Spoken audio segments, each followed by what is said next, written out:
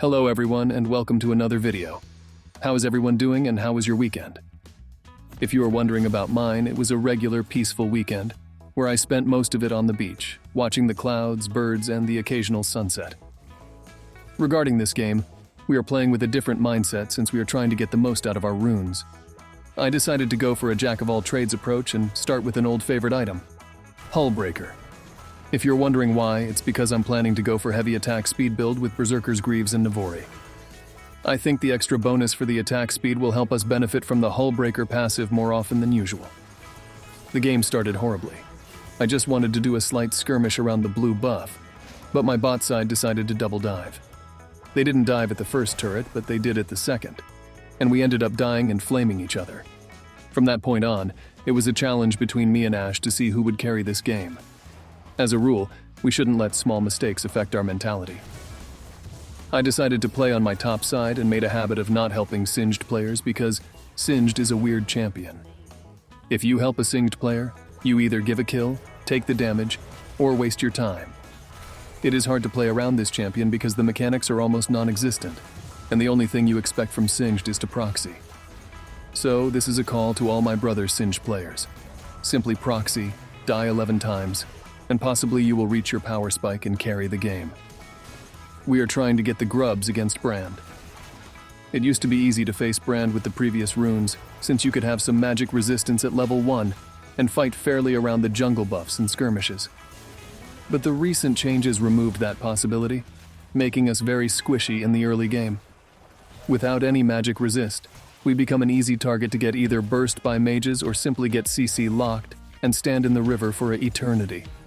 Therefore, even though it sounds bad, we decided to go for another approach, to play around our team rather than invading, and right with my guts, this turned out to be successful. Now let's talk a little bit about this jack-of-all-trades approach. The idea behind this strategy is to develop our creativity by gaining two kinds of passive stats, ability haste and adaptive force, from each unique stat that can be purchased in the game. Items that provide 3 distinct stats are the most valuable. In our case, we will go for the Dark Seal. I considered building Doran's Blade, but you can get similar stats elsewhere, and I felt in this game the extra AP will do more than AD. But if the game is even, the Doran's Blade is your go-to-first item. Starting with Dark Seal and boots gives us the highest chance of success, especially if we are not playing support. By mid-game, once we get more items, we will have around an extra 10 ability haste and some adaptive force to compensate for our suboptimal item choices.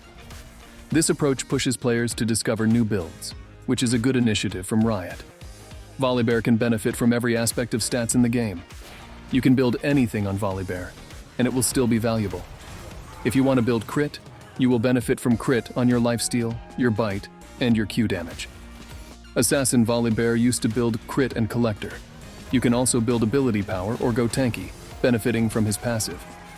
Volibear has a variety of off-meta builds that are enjoyable. The only downside is the removal of tenacity, making us vulnerable to crowd control and unable to auto-attack. That's why wild builds can sometimes be a bad idea. In this game, I will take a balanced approach. We will get Hullbreaker to provide an advantage with the minion buff if we can't engage directly. With Navori Quick Blades and Berserker's Greaves, if we want to go into duels and get some advantage in the 1v1 fights. If we build some ability power items like Riftmaker, Zhanya's Hourglass, or Guardian Angel to tilt the enemy team, we will benefit from the jack-of-all-trades strategy.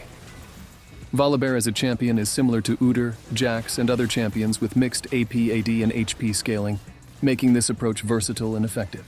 In this particular game, I didn't go for any defensive stats because I'm starting to believe more in dodging rather than tanking. If we can effectively dodge skill shots or hard CC, we essentially have infinite survivability. While it's almost impossible to dodge everything, the removal of point-and-click abilities by Riot helps. Champions like Old Rise and Old Tarek had abilities that could lock you down, but now only Lulu's polymorph is left, which is annoying but manageable. In this game, dodging was crucial because of champions like Sion and Brand, who don't have hard CC. I noticed that Singh decided to leave his lane, allowing Sion to use the Baus strategy to split push. Fortunately, our build had potential against tanks. I decided to seize the chance with this build, knowing that in the later stages, without Riftmaker, we wouldn't stand a chance against Sion. so we needed Riftmaker and Frozen Gauntlet to ensure we could force fights instead of letting enemies escape. I avoided grouping with the team, but stayed close enough to engage at the right moment since I wasn't building defensive stats. Our team had Leona and Ashe, giving us the advantage to engage from a distance and retreat if needed. In this game, I considered building Kraken Slayer for its high damage output early on. It synergizes well with Volibear's Bite and Q, which are considered auto attacks, making it easier to proc. This item is risky but rewarding if you know the matchups. Once we killed Scion, we rotated to the top side. With enough attack speed, we could demolish towers quickly with this build. The only issue was not having enough ability haste to reduce cooldowns, but I picked Legend Haste, which provides some ability haste as the game progresses. Combining this with the jack-of-all-trades strategy, we gained more ability haste. But to be honest, Riot wants us to be creative, yet they have a poor choice of words. With that icon, you should call it Legend Asura or something epic. What a lazy way of naming spells and runes. In this game, we had the better team, but Ezreal doesn't typically do well against Syndra. It was fortunate that their Syndra was playing Ezreal for the first time, which might have tipped the scales in our favor. Facing Twitch and Yuumi is also tough, since that combination is broken. I often feel delusional thinking I can 1v2 Twitch or Yuumi, as Volibear gets kited to oblivion. Next, I need to consider a build that gives us a chance in tough matchups, like Twitch and Yuumi or Lulu. Perhaps a crit build or a lethality build to one-shot an opponent during Q's stun duration would work. This combo is challenging with Volibear since his ultimate animation takes exactly 1 second, regardless of movement speed or other stats. Creating this build might lead to losing many games, but it's a dream worth pursuing. Once we get Riftmaker, we'll have around 9 stacks of Jack-of-all-trades, giving us 24 ability haste. This is comparable to having a tank item with 20 ability haste, which is significant. Legend. Alacrity is also a good option when facing fighters unlike Olaf or Riven, as it provides a lot of attack speed for Volibear. The main issue in this game was our bot lane's impatience. They kept seeking fights at the wrong times and in the wrong positions, giving the enemy unnecessary advantages. Fighting when there's nothing to gain only benefits the enemy, allowing them to get shut down gold and set up comebacks. Now let's talk about another rune I was testing. Cashback. In my opinion, this rune is great if you're trying to snowball the game. It's especially useful for champions that benefit from item components rather than completed items. For example, if an item costs 3,000 gold, cashback gives you back 6%. In most cases, you'll have spare gold, and that 6% can give you an extra 150 to 160 gold to buy smaller item components. This rune is mainly made for supports since their items are cheaper, and their components offer the best benefits. You can get extra healing and shielding for just 800 gold, which is broken. Cashback allows supports to benefit from snowballing gains more than any other role. However, I don't think there is any other beneficial rune in the secondary tree. Maybe Approach Velocity, since it gives us ramping movement speed towards champions suffering from impairments, doubling if we cause the impairments. This rune is much more beneficial for Volibear than Cashback.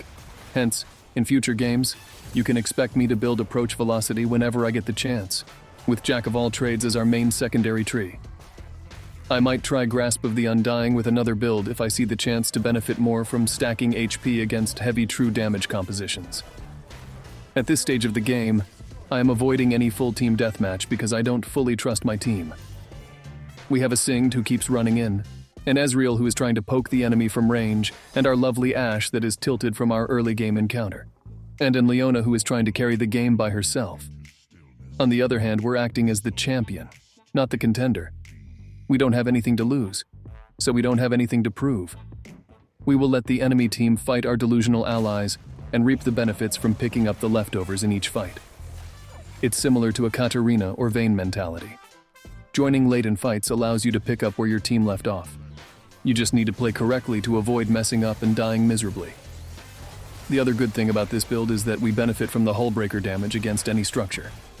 With this build, we have a lot of attack speed, and Volibear gets around 5% attack speed for each 100 ability power.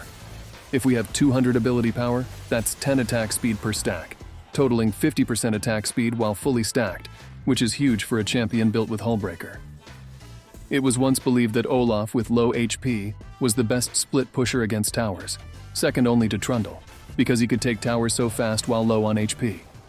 However, with this approach, I think Volibear might be the best champion to split push with high attack speed.